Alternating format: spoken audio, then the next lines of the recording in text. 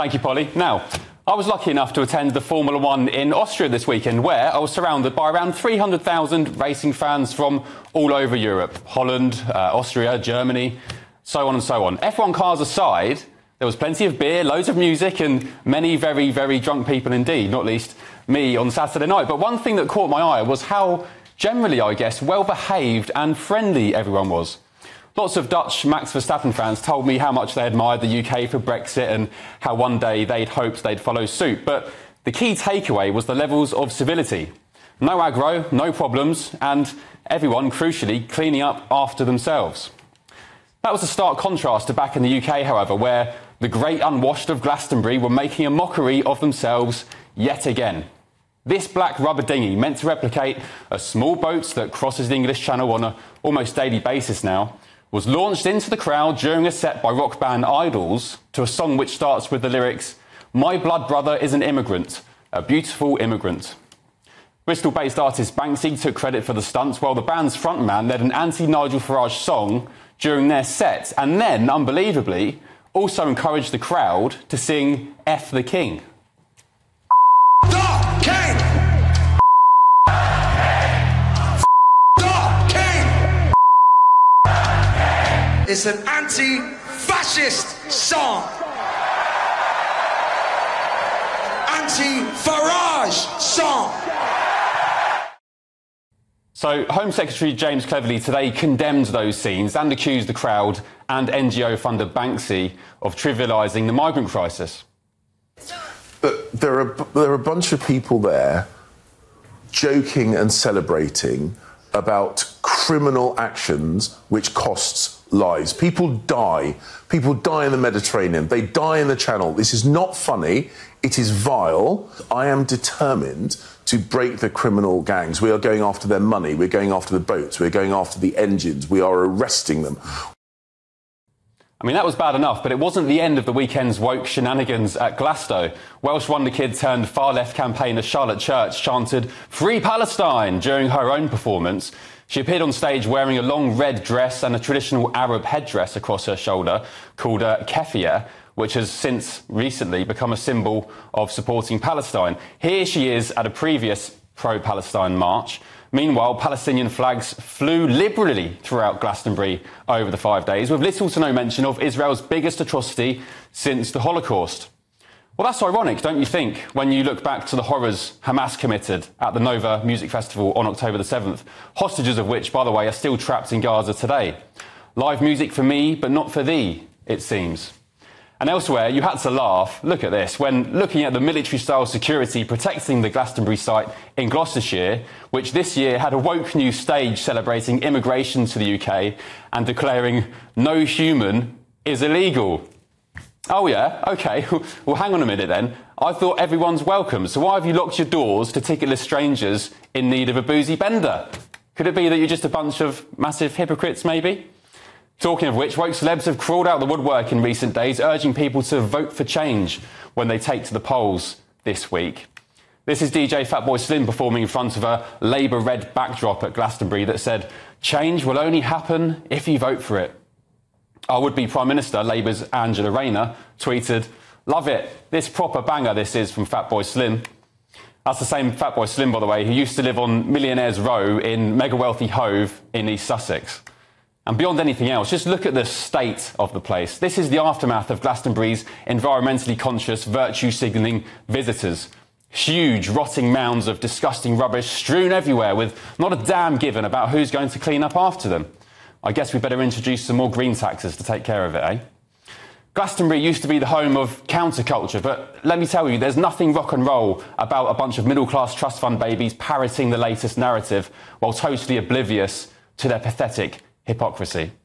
But let's get the thoughts of my panel tonight. Daily Express star columnist Carol Malone, journalist and broadcaster Benjamin Butterworth, and the founder for Global Britain, Aman Bogal. Good evening to you all. This is my debut on this new sofa. It's hard. Very excited. It's very hard. It's hard. Well, let's hope for some hard debate tonight as well.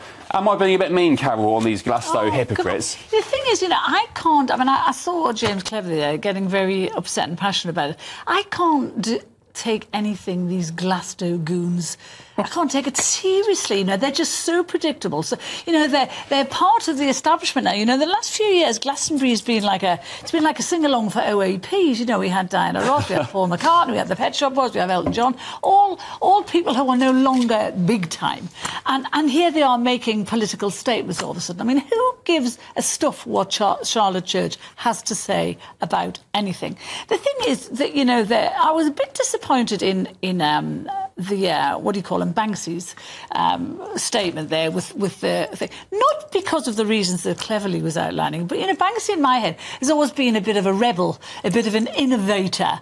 And I just thought this was all very bourgeois. Well, that's the whole point. Middle class is what you said, and it was just so predictable. He's joined the liberal elite, and it's just so predictable. I mean, Benjamin, and stupid. That is the whole point. I mean, Glastonbury, as I said, and yesterday it used to be, you know, anti-government, you know, fighting against the man and anti-establishment. Now they just parrot the same old lines they hear on mainstream media, and also, by the way, just to add at the end, just leave the place looking like a complete dump. I think you need to get a life. I mean, honestly, there's nothing more tragic. Let's all go to Glastonbury, should we? People sat there shouting at other people having a fun time and enjoying their lives. Is that fun, though? Well, it's launching a fake lifeboat full of migrants. Is it? Is that fun? Which wasn't even accurate. There was women and children in there. Generally, it's always men, so you got that one wrong. Wouldn't it be fun to the 240 people who've died since 2000? The question you asked, the question I was answering was not about the piece of art that was the Banksy boat going over the crowd. Look, you know, I think that was a lot of people saying that they care about refugees. Oh, was it? That they should be visible. They're laughing and shouting and jeering. No, really? they care about refugees, and that was the lyrics to the songs. My beautiful immigrant. And I think we should celebrate that. You're a staunch defender of Israel, and particularly what happened since October the 7th, of course. What do you make of the likes of Charlotte Church, all these pop stars, these Palestinian flags waving everywhere?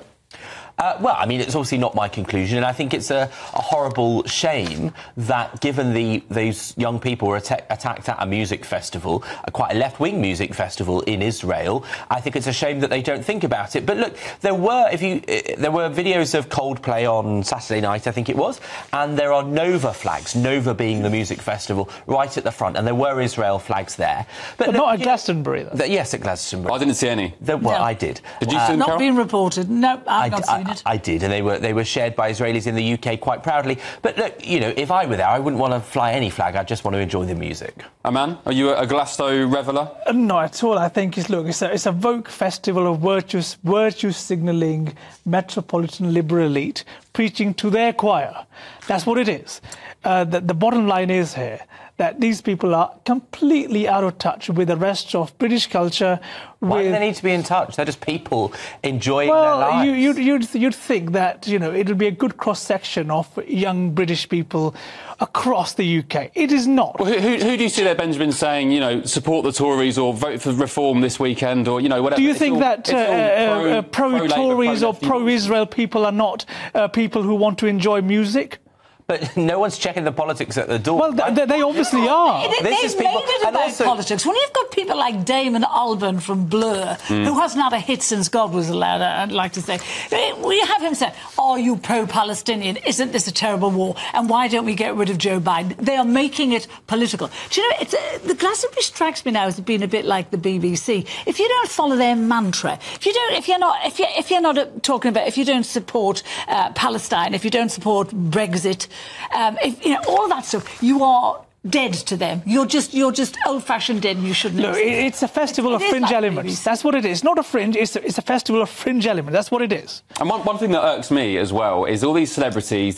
Kit Harington from Game of Thrones, Fatboy Slim, of course, at Glastonbury, telling the plebs who to vote for. Exactly. You live in mansions, you're multimillionaires, you have no idea what life is like for normal people. The hypocrisy of people like you is extraordinary, because if ever someone says, "Oh, Rishi Sunak's too rich and too posh to be Prime Minister," you'll say, "How dare you talk about their class?" But when some people who may well be middle class, because it costs a good couple of... Well, the difference is... I'm speaking, it costs a good couple of $100 to go to Glastonbury. The difference is... then you attack them for being middle class. No, on the contrary. This was a music festival. You just said this is people enjoying music. It's not. It's them pushing their political views on the Exactly. Look, the difference is that someone like Rishi Sunak is capable enough to put himself up for election.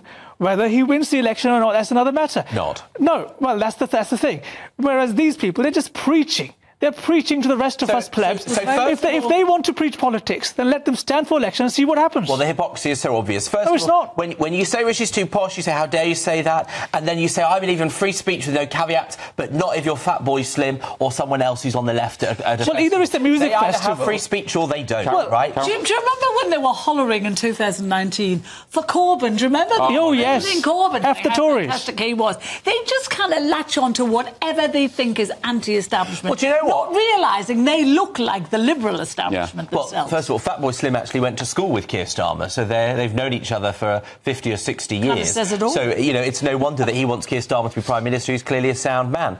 But, look, you know, if you're so bothered by it, why don't you set up a right-wing festival? I'm not particularly bothered by it. So you admit this is not a good cross-section of British society? Because it would be rubbish. I just think they're massive hypocrites. You'd ruin Let me it. speak. You've spoken enough. I just think they're massive hypocrites, and the fact that they leave rubbish strewn everywhere, despite the likes of Dale Vince and all these eco-warriors being there. They say everything, they preach to the masses, and yet they don't live by their own ethos. And he's right about the mess they leave. Every year, that has to be cleared up by volunteers, by people who really care about the environment, who do that for free. These people leave tents and mattresses and all their plastic everywhere. It is. And also, just as a final point, you know, all this nonsense about refugees welcome, everyone allowed in the country, everybody come, bring your family. Yet they have Alcatraz-style walls surrounding the site where people have to jump the wall to get in. I don't think fleeing murderous dictators. You're calling Macron a murderous dictator? It's comparable to a 17-year-old trying to get a free boozy weekend. Latest poll: 82% of people are lone males between 20. You're calling Macron a murderous dictator? I mean, come on.